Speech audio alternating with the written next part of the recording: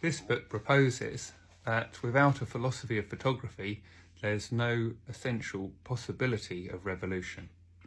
Hi, I'm landscape and architectural photographer Peter Dixie, and this is part 3 of my introduction to Vilem Flussers towards a philosophy of photography. Now, the next essay in the book, it concerns the apparatus, what that is and what it's for. Now, it's something that comes to us already made, already prepared. That means it's a cultural object, and it describes in the essay 2 sorts of cultural object. Those are goods for consumption and tools. Tools are things which are made to change the world. They act upon things found in the world and inform them, add information.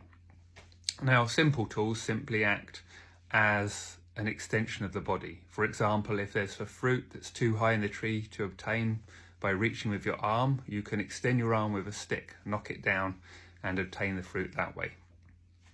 But at some point, tools become more complex, more complicated, and they rely on scientific texts to describe their operation. And at this point, they're said to be machines. Now, machines become larger and more expensive and increasingly complex, and eventually there's a class separation between the people who can own the machines and have power over the machines and the people that can't. Then, at a further stage of development, these machines start to operate primarily to manipulate symbols. That is, their job is not to change the world so much as to change the meaning applied to the world.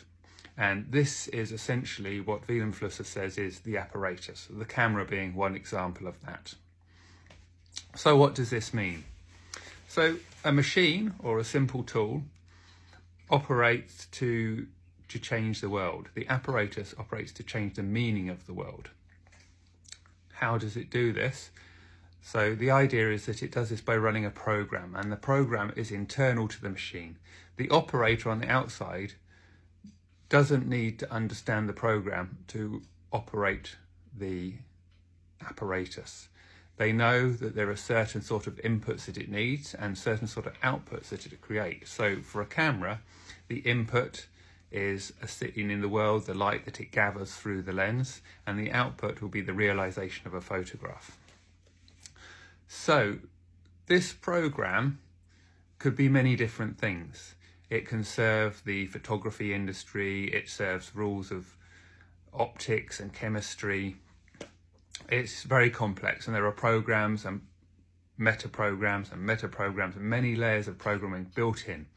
But this is the programming is the part that does the work. It's what takes the scene from the world and encodes it into an image and allows that image to be realized in the world as a physical object and shared and reproduced and all the things that we do with photographs.